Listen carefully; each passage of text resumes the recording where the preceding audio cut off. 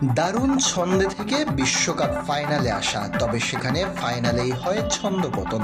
পুরো আসর জয় পেলেও ফাইনালে স্পেনের কাছে হেরে যায় আর্জেন্টিনা। 120 মিনিটের লড়াইয়ে ফেরান তেরাসের একমাত্র গোলে হারে আর্জেন্টিনা, জয় পায় স্পেন। সেখান থেকেই যেন এবার কাটা দিয়ে কাটা তুলতে যাচ্ছে স্কালোনি, যে স্পেনের কাছে হেরে বিশ্বকাপ হারিয়েছেন। স্প্যানিশ ডিফেন্ডারকেই নিজেদের ডেরায় ফেরাতে চাচ্ছেন তিনি। শুধু স্পেন দেশের নয়, স্পেনের ক্লাবে খেলা এই ডিফেন্ডার খেলবেন আর্জেন্টিনার হয়ে। এমনকি আগামী কলাপে ডাকও আসতে পারে সেই ডিফেন্ডারের। সেভিয়ার 23 বছর বয়সী সেই সেন্টার ব্যাকের নাম ওসো। বাম দিকের সব ধরনের পজিশনেই খেলতে পারেন তিনি, তবে লেফট ব্যাকে খেলতে দেন প্রাধান্য। যদিও দলের জন্য খেলে থাকেন লেফট ব্যাক বা লেফট উইং ব্যাকে। আর এই ওসোই এবার এলেন স্কালোনির নজরে।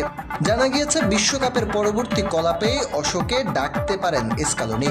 এই মৌসুমে 2 গোল করেছেন ওসো, আছে 3 অ্যাসিস্টও। বাপায়ের এই সেন্টার ব্যাক বেশ আক্রমণাত্মক খেলার ধরনের জন্য পরিচিত, একই সাথে ডিফেন্সটাও করতে পারেন ঠিকঠাক।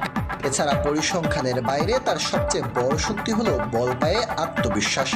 বর্তমানে বিশ্বকাপের পর নতুন করে দল সাজানোর চিন্তা স্কালোনির। দলের প্রধান 2 লেফট ব্যাক মেদিনা ও তাগলিফিকো দুজনই 30 ছড়িয়েছে। এছাড়া লেফট মিড বা উইং নেই মানসম্মত খেলোয়াড়। তাই সব দিক বিবেচনায় অনেকের কাছে ওসোর ডাক পাওয়া সময়ের দাবি। কিন্তু প্রশ্ন আসতে পারে, স্পেনের খেলোয়াড় কিভাবে খেলবেন আর্জেন্টিনার হয়ে? ওসোর জন্ম স্পেনের তেরে ভেজাতে, তার বেড়ে ওঠা ফুটবল অঙ্গনের যাত্রা সেখানেই। তবে ওসোর বাবার জন্ম আর্জেন্টিনার রিকোয়েনকোস্তোতে, ফলে যে কোনো দেশের জার্সি পরেই মাঠে নামতে পারবেন তিনি। কিন্তু ওসোর চাওয়া তিনি যেন খেলেন আলভেস্তিদের জার্সিতে। এমনকি আর্জেন্টিনার ক্লাব রিভার প্লেটে খেলার ইচ্ছার কথাও জানান তিনি।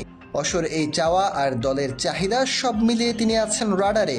এখন দেখার বিষয়, সব জল্পনা সত্যি করে ওসো আদৌ আর্জেন্টিনার জার্সি গায়ে চাপাতে পারেন কিনা। যদি তিনি জাতীয় দলের সুযোগ পান, তাহলে বিশ্বকাপ ফাইনালের হতাশা ভুলে নতুন এক অধ্যায়ের সূচনা হতে পারে আর্জেন্টিনার রক্ষণভাগে।